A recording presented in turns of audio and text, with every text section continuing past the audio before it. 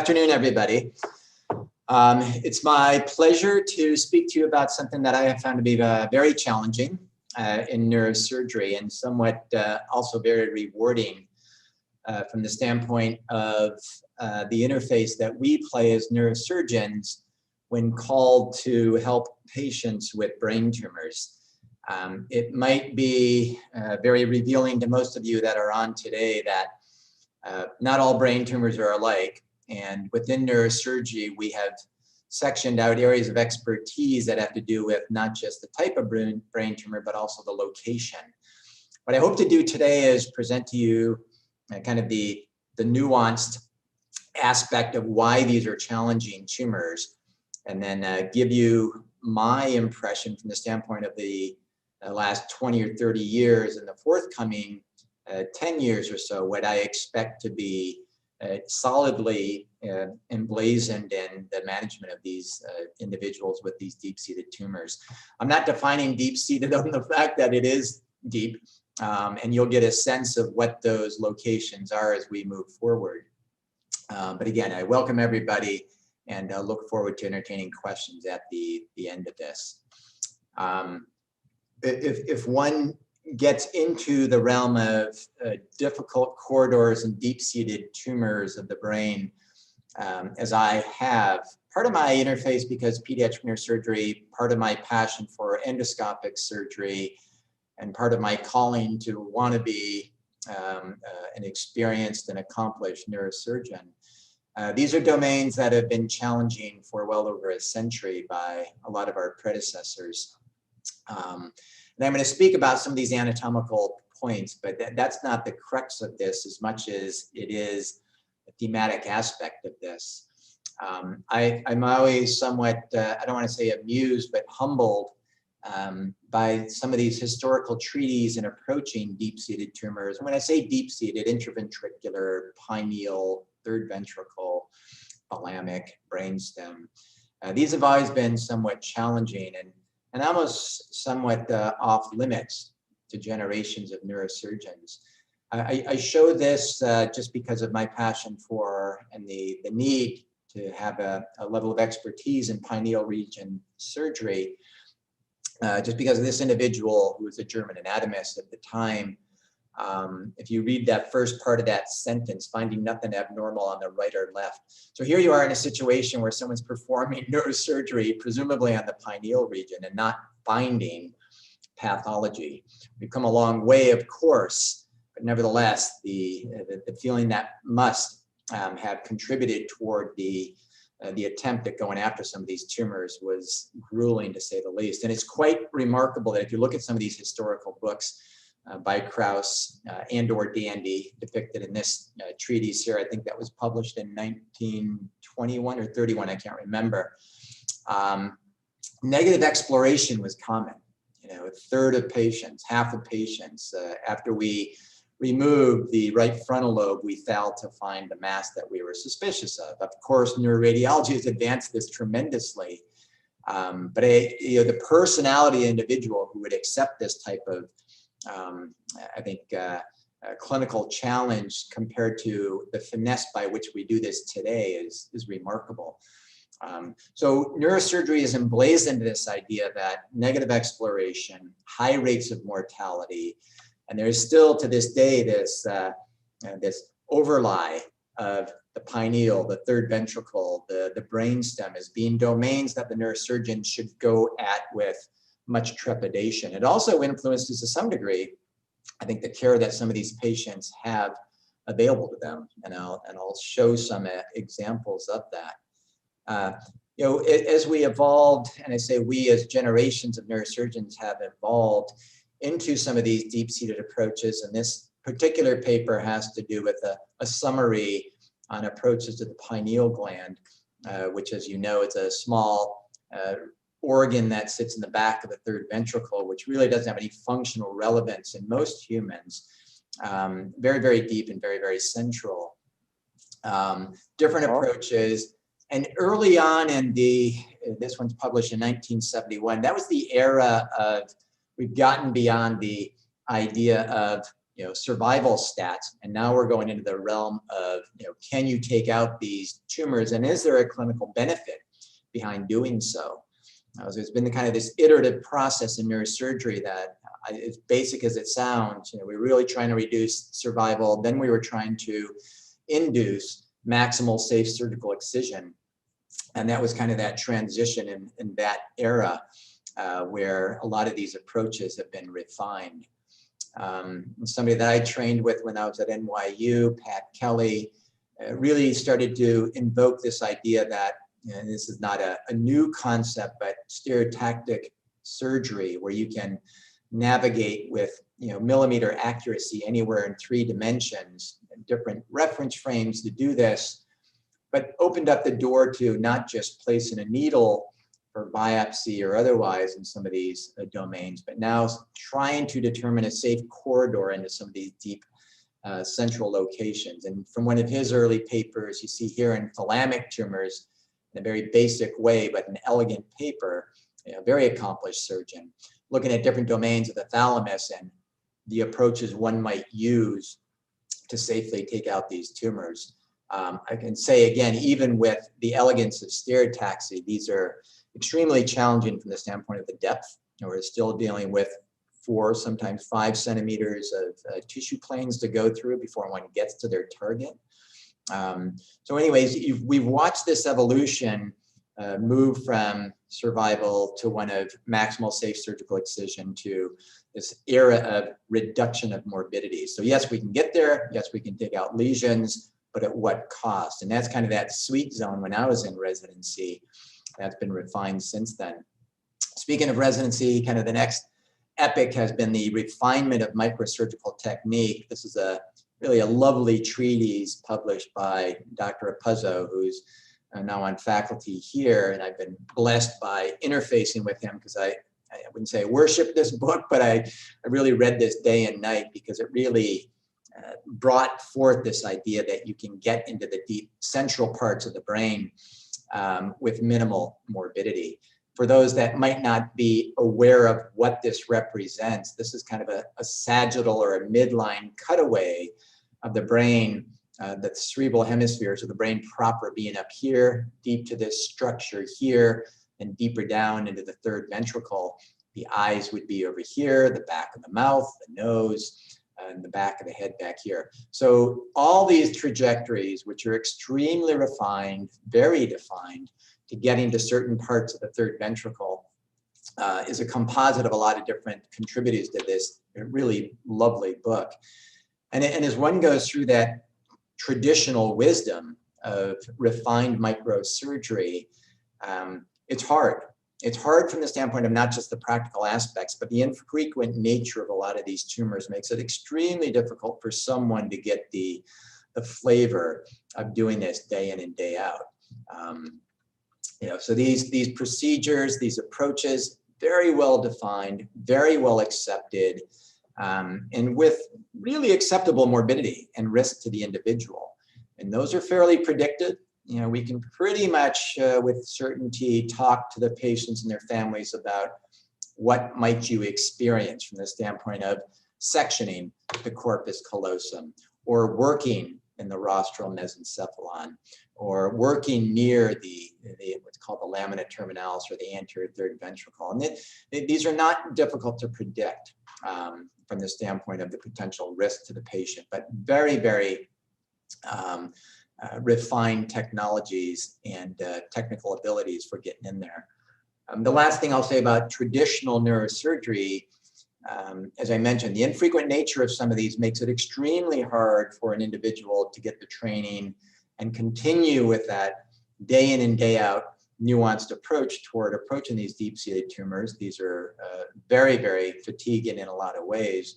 So one needs to get some acclimation to doing this on a more frequent basis. It would be remiss of a neurosurgeon to think that, did X number of my residency and now I'm ready to, hang a shingle and broadcast myself as an expert in one of these approaches. And I showed you there are multiple approaches. So we really bank hard on the idea of training and refining that training. And a lot of institutions, a lot of departments will do this Here you see a depiction of our Surgical Innovations Laboratory at Weill Cornell, which allows the surgeon, the resident, the fellow to really in real time go up and practice their trade. This is different from an operating room, that there's no separation from one operating theater to the next, but it has everything that we would have in the operating room to get one acclimated and refine that technique. As we move into the world of virtual training, this is obviously eased the exposure to some of this, but it's an exciting time given the fact that there's a lot of talent out there now, and this dissipation of patients and the experience has made it very challenging for neurosurgeons to stay abreast of this.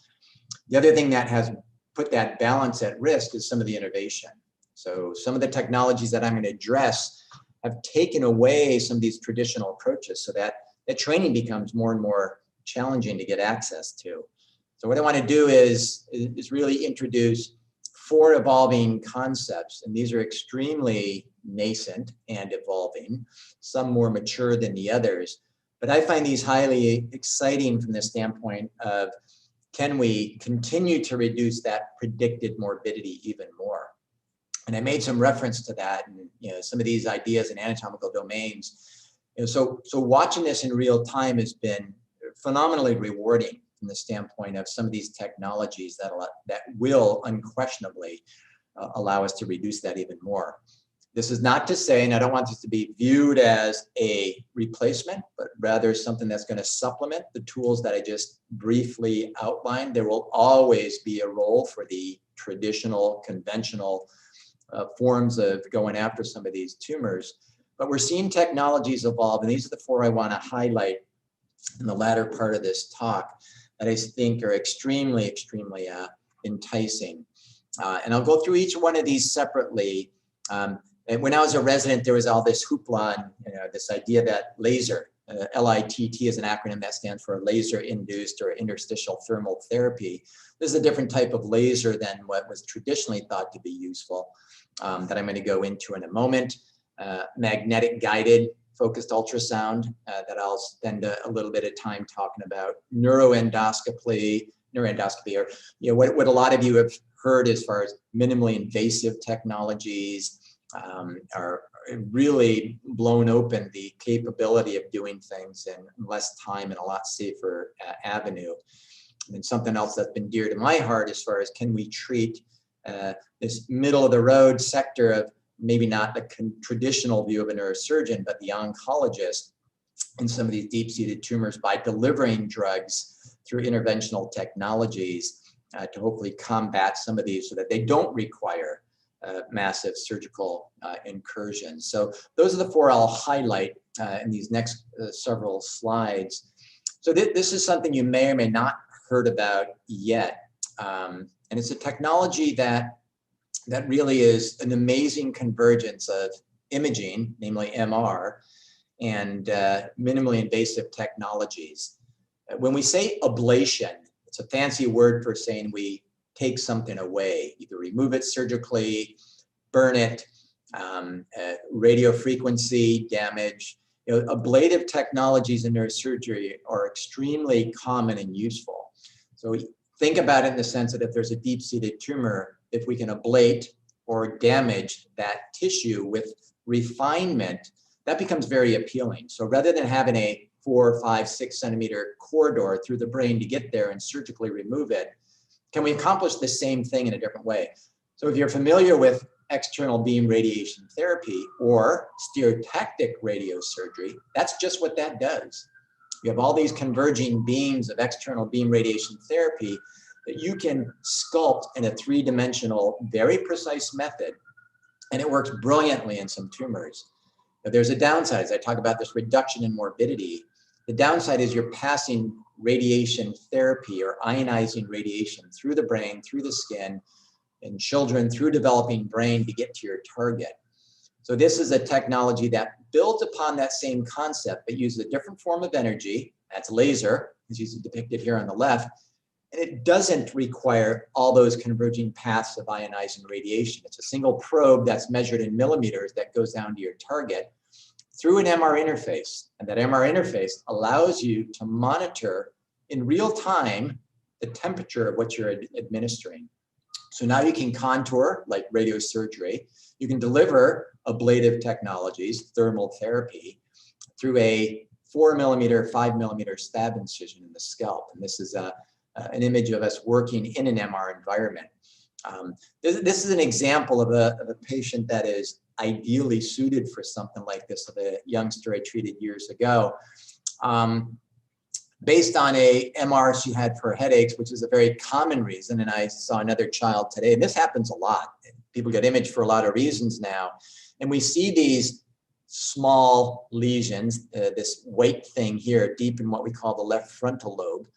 And it's logical that since we don't know what it is, we'll follow it over time. That's a fairly standard approach. And as it starts to grow, it pretty much tells us with fairly good confidence this represents a tumor. Based on the signal characteristics, contrast enhancement, we can pretty well know whether or not it's malignant or benign. So this youngster, we offered that form of therapy, given how small it was. It's in a very critical part of the brain, the left frontal lobe. It's deep-seated. It takes a lot of effort to get there, even though once we get there, it's not hard to remove it. So this is ideally suited for what we refer to as lit. These are images in the MR scan as we're working. You see the cannula path here. That yellow outline is kind of our target. We want to raise the temperature to a certain temperature threshold over some period of time, because we know, and it's been very well defined in preclinical work, that that will kill the tissue. So no path, it's just the lesional tissue itself. And this is what we actually see during the MR itself. And you see these voxels changing colors, but more importantly, this perimeter of blue and yellow, yellow being a certain threshold, blue being another threshold, that serves as our guide to turn on or turn off that laser. An amazingly strong and powerful capacity to go after deep-seated tumors with really no pathway into the or through the brain itself. This is an evolving field. We're starting to understand better volume limitations, contouring, design of these fibers, and it's a hotly anticipated industry right now that is evolving at a very rapid pace. But you'll hear more about lit, and its probably biggest presence right now is in metastatic disease of the brain on the adult side, where it's being used fairly regularly today as a competitive technology or supplemental technology to radiosurgery. Another highly interesting one is something called focused ultrasound, which you're going to hear more and more about, either through non-invasive or minimally invasive techniques, whereby you're very used to ultrasound, and ultrasound releases some energy, and that can be hotly variable depending on the current that's running through that and the frequency by which you're using it. But we have learned, and many have learned, that by using that ultrasound in a certain frequency range, you can start to induce, again, thermal energy. You can start to induce thermal energy that is ablative, kills tissue, or it's temporarily changing the context of that environment so that things that normally can't get to the brain get there. This would be kind of a recurring theme in the next couple of slides that I show you. But when we administer chemotherapy in someone's bloodstream, it's very difficult to get that into the target tissue, as you see here in this summary paper last year, because of something called the blood-brain barrier. That's depicted here in this schematic. But you need to give large doses of chemotherapy to get a small fraction in your target tissue. It's not a very good equation. A technology like focused ultrasound allows us to, again, converge these ultrasound pathways into a very refined, and we can define that in 3 dimensions, field, and then administer chemotherapy as we normally would, but see an enhanced amount of delivery within that targeted area. So this is something that's in its early stages. You might have heard about focused ultrasound as a means for treating movement disorders, functional neurosurgery. It's ablative technology, in that we induce if you want to think of it, like I said before, a burn. This is something sub-threshold to ablation, but it changes the ability to deliver things that are very interesting today with viral particles, macromolecular therapy, monoclonal antibodies. So oncology is a little bit behind our functional counterparts, and that we're using different parameters, but something that's evolving very quickly in oncology for some difficult to treat and approachable deep-seated brain tumors. So focused ultrasound enhanced with systemic drug delivery is very enticing. Something I've played a very large part of my career and in a large role is depicted in the same problem. Here you see a schematic of the bloodstream with these Y-shaped molecules, which are monoclonal antibodies bypassing this tumor. These are cellular structures in the brain. And as this goes through the bloodstream, very little therapeutic molecule can get out of the bloodstream because of that blood-brain barrier and attach to the tumor and do its thing. Very simple concept is avoid it. Focused ultrasound would allow these to leak. This is a direct implantation of the monoclonal antibodies into the interstitium where they can do their effective work. So we rolled this out as others have entertained the idea of putting direct drug delivery into certain parts of the domain, as you see depicted here in the center of the brainstem for a malignant tumor. This has been used in adult supratentorial tumors, challenging in a lot of ways, but extremely invigorating from the standpoint of if you can accomplish your goal in these deep-seated tumors, now you can change the entire platform of ranges of chemotherapy you would have never been able to obtain before at the cost of systemic toxicity. So when we really flood the bloodstream with chemotherapy, you end up with a lot of myelosuppression, bone marrow disease, kidney disease, loss of hair, et cetera, et cetera. These are byproducts of increasing the concentration systemically. So this is direct administration. I don't expect you to take out of this slide much other than to say that this over here, if you can see my cursor, are serial PET MRI scans of a patient treated with just this technology with what's called a radio-labeled monoclonal antibody. Here's our target tissue, about as deep and central and vital in the brain as you can possibly get. It's a less than a 1.5 millimeter probe that goes down into that site. We infuse, this is day 0, day 1, day 3, and day 8 of one single infusion where our molecule continues to act in a very high concentration. Here's what's called a whole body PET, where our concentrated molecule is here. Nothing else in the body. So absolutely no systemic or very little systemic exposure. So now we've flipped this ratio over where we're getting 1,000-fold higher concentration deep down in the brainstem and nothing in the systemic circulation. From the standpoint of oncologic care, that concept is huge. We're refining that now. Refining this is becoming challenging, where we interface with device manufacturers and software, where we kind of predict what we're going to see as far as this hot spot, our actual. How do we get these to merge? Can we monitor in real time in a patient using PET? The elegance of this has taken off tremendously, and I really expect this is going to play a huge role in some of these deep-seated tumors as we move forward. Thalamic gliomas, brainstem gliomas, these are kind of the challenge that neurosurgery has been out of that domain for a long period of time for obvious reasons. And the last I'll close with is something I'm sure you've heard about in the past, and that's endoscopy. So again, capitalizing on some of the technology that our surgical and non-surgical counterparts have played, the miniaturization of these devices, reducing them into the 4, 5, 6+ millimeter scale, has been a tremendous boom in neurosurgery. So portals, either through the brain itself into the ventricles or through the nose, through the skull base, gives you an amazing vista, wide angles, apertures that are really unprecedented through the microscope. Have been an amazing jump forward for neurosurgery, where certain diseases, colloid cyst, pituitary tumors that sit here, paracellular tumors, pineal region tumors, long gone are those days where we would put forth these 3-4 hour approaches just to get to the tumor. These are fallen by the wayside very quickly. So endoscopy has been a huge boom.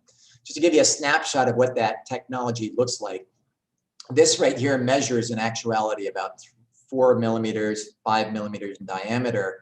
These are 1 millimeter instruments passing through there at various devices, dual instruments. This is hooked up to a camera where it's displayed on a monitor in the operating room, and you're looking at a large HD or 3D screen. I show this because if you were to look end on with a single endoscope, this is the view of George Washington you'd get. If you take an angled scope and pass it through here and rotate it on its axis, I believe this is a 30-degree angled endoscope, you start to get this more wide vista as you rotate this on its axis pointed directly down. So this is 30 degrees offset in all these domains. Technology has kept pace with our demands to some degree, and now we're working within the ventricle with these 4 millimeter flexible devices. You see the range of motion here at the tip, which is driven and steered at the handle end here, passed through the brain into the ventricle. Now, if you look at old Georgie over here, this is what we would have gotten with a standard fixed lens at 30 degrees. And now with a simple manipulation with what's called a C-ROM videoscope, really HD quality allows me to really get through stem to stern without changing the position of this shaft through the brain. Phenomenal capability, miniaturized like you can't believe. So there is some limitation, but I can tell you today versus 20 years ago when I started this trade, the impact has been huge. I got a couple more slides to show here. These are predecessors, some of the giants in neurosurgery, Harvey Cushing, Walter Dandy. These tumors in the deep-seated central location called the pineal or posterior third ventricle, what we've learned from our predecessors, no, don't do it. It's too dangerous. The risk is too high. I mentioned some of the refinement of that. Boy, oh boy, has that changed remarkably based on what we can do today.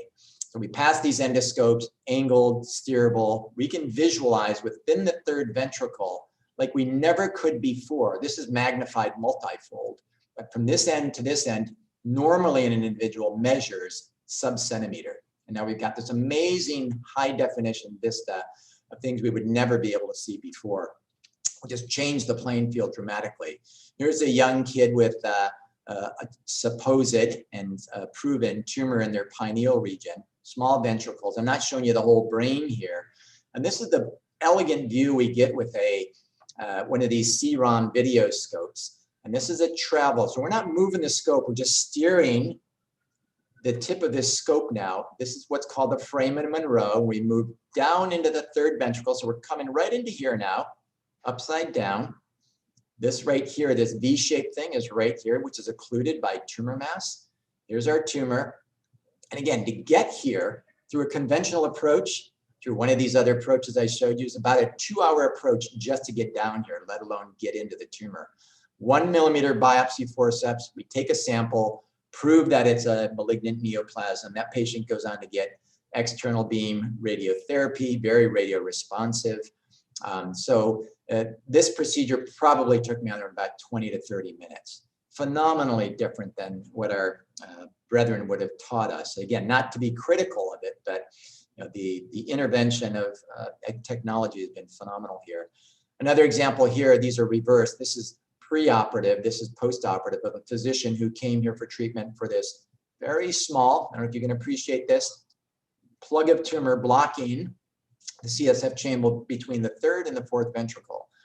Really difficult to get after. And we treated him by way of an endoscopic removal, total removal. You can see that the tumor's gone here.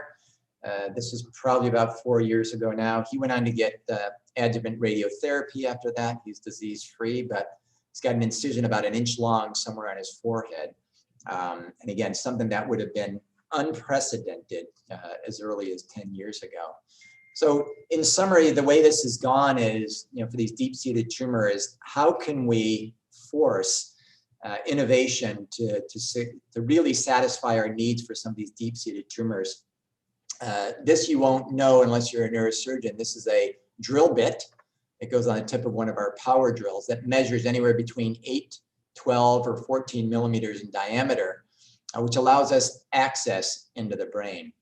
As I tell our residents, I probably do now 40+% of my surgery through this versus what I learned as far as traditional neurosurgery. Miniaturized biopsy forceps, endoscopes, cost is plummeted from the standpoint of the hospital stay for these patients and the associated morbidity. And I'll close with this from the standpoint of the way neurosurgeons have grappled and grabbed hold of some of these technologies. If you look at this time scale from 1990 on, what exists in peer-reviewed literature as far as the enthusiasm for some of these technologies, this is very telling. And again, some of these are earlier on, some of these are a little bit more established. We're starting to find our way. Where is that sweet spot? I think the horizons are wide with regard to lit, convection enhanced delivery, and focused ultrasound. So, we're going to continue to drive those in the hopes of helping some of these patients with these deep-seated tumors that otherwise wouldn't have been logical candidates. I'll just say that this has to happen in an environment that allows one to be exploratory, but allows one to adhere to tradition from the standpoint of conventional training. I think we're blessed at this institution by having a chairman that embraces that idea of being a traditional neurosurgeon, but not sitting quiescent and satisfied with what we have available. So it's been a blessing to work in an interface like that. I'll close there and certainly accept any questions or try to entertain any questions that the audience might have. Thank you for your attention.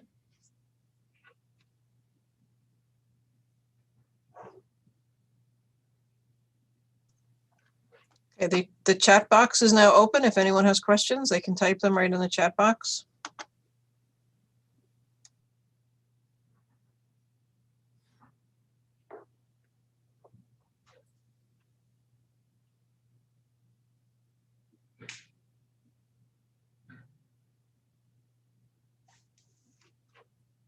Am I supposed to read in the chat box, Roseanne, or are you doing that? No, I'm taking a look. Everybody is so blown away that they can't even think to ask a question. It's a lot of information, a lot of, I think, technical advancement that is exciting. It really is. Part of the challenge is when patients come to us, some might have heard about some of these technologies, but I think one of the difficulties we have is patients that aren't even aware of some of these technologies, and they're not a global one-size-fits-all by any stretch. But I think the challenge for us is how to reach individuals or practitioners who oversee some of the care of their patients that might be candidates for some of this technology. And it's a really difficult interface, a lot easier today than it used to be, thanks to these types of symposia that live indefinitely in a World Wide Web. So I hope it provides who's ever on in the audience today with this idea that they should be exploratory, and you have to do some due diligence to make sure that there's a merge between need and technology.